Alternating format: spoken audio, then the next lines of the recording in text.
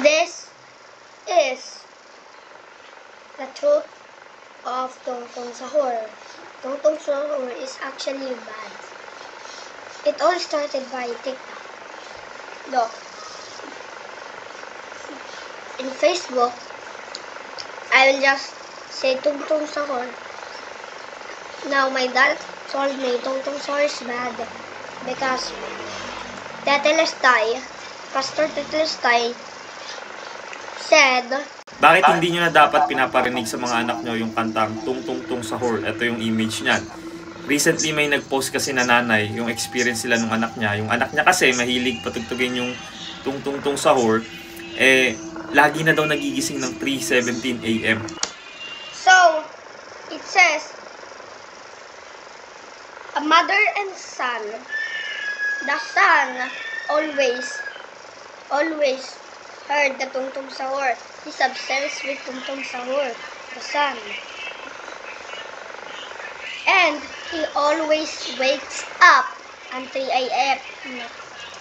Alas 3 ng madaling araw. At laging bukang bibig. 3 a.m. Kapag nagigising, ginigising na daw siya ni Sahur.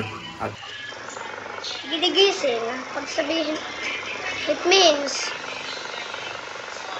when it's waking up you.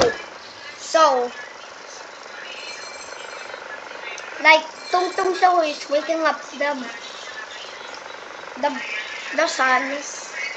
I mean one time, the kid. pa nga daw, yung anak niya parang tulog, nakita niya, habang natutulog, parang hinahampas yung dingding nila, yung Like, is bang Tungtong Sahur is banging his butt at the wall and saying Tungtong Sahur. wall nila, habang binabanggit yung Tung Tung Tung Sahur. Hinahayaan lang nila nung una kasi parang harmless pang bata lang naman pero It says, the mom said it's like harmless because it's for only kids, but it's brain rots. I'm losing brain cells because of this, but ano ba ang origin nito? Paparinig ko sa inyo yung short na lyrics ng kantang yan. If you say it 3 times, then tani, this is spirit, you will call it to your book. yeah, it says if you say his name 3 times, like tung tung tung tung tung,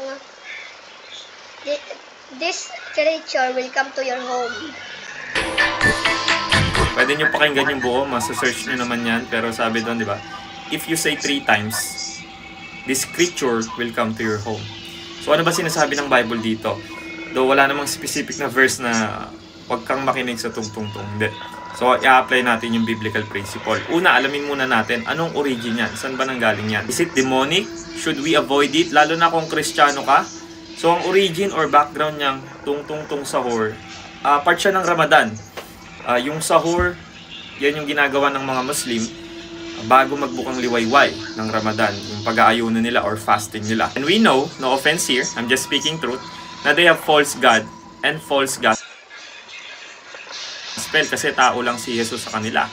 At anything na nag-glorify sa system na nag-o-oppose sa truth about kay Jesus Christ can open a door to demonic deception. Saying that these sacrifices are offered to demons, not to God. And I don't want you to participate with demons. Papaalala ko sa inyo yung kwento ni Saul at ni David para ma-remind din kayo kung bakit sobrang importante na nag-iingat tayo sa music na pinapakinggan natin. Kasi diba pag nagpe-praise and worship tayo, minsan napupuspos tayo ng Holy Spirit. Same way din yan kapag yung music na pinapakinggan natin rooted sa false worship or false God. It can invite unclean spirits. And whenever the harmful spirit from God was upon Saul, David took the lyre and played it with his hand. So Saul was refreshed and was well.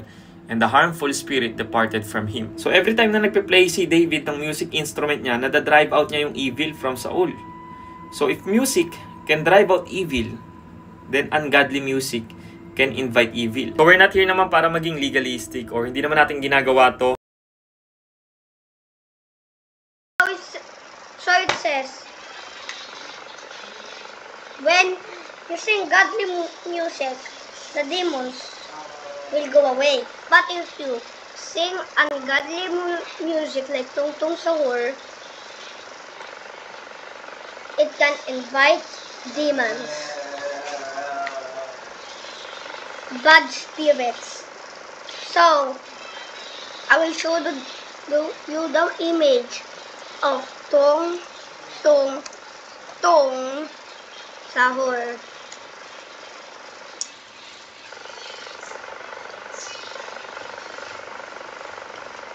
That's him. And look.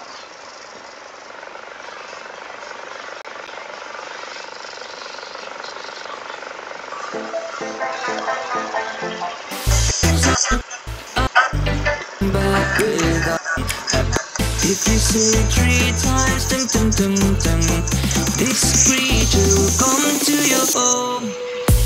Tung tung tung tung sahur, tung tung tung tung sahur, tung tung tung tung sahur. Yeah.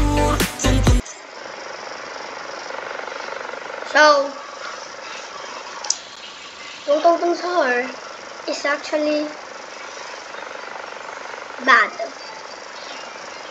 So, do not hear that creature or song, the song of Tung Tung Sahur. Like, bro, look, everyone is gonna be infected.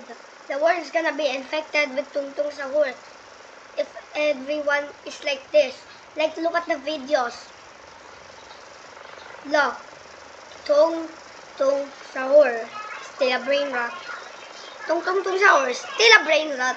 And rat-tat-tat-tung. So, that's why I'm making this video, to warn every kid and every person in this world. So, Tung Tung Tung Sahur will not come to your home because Tung Tung Tung Sahur is a creature, and if you say his name 3 times, he will go to your house. Like, you need to sing like godly music like this. Like,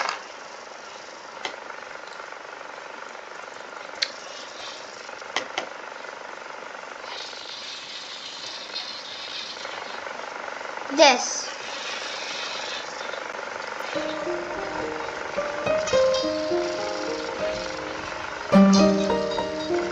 When I am down and oh my soul so weary, when troubles come in my heart. The godly music. I'm warning everyone. If you, So I'm warning everyone to watch out for Tung Tung Sahur. Pray to God. Pray to God. So Tung Tung Tung Sahur cannot go to your house. Bye guys. See you in the next video. Peace.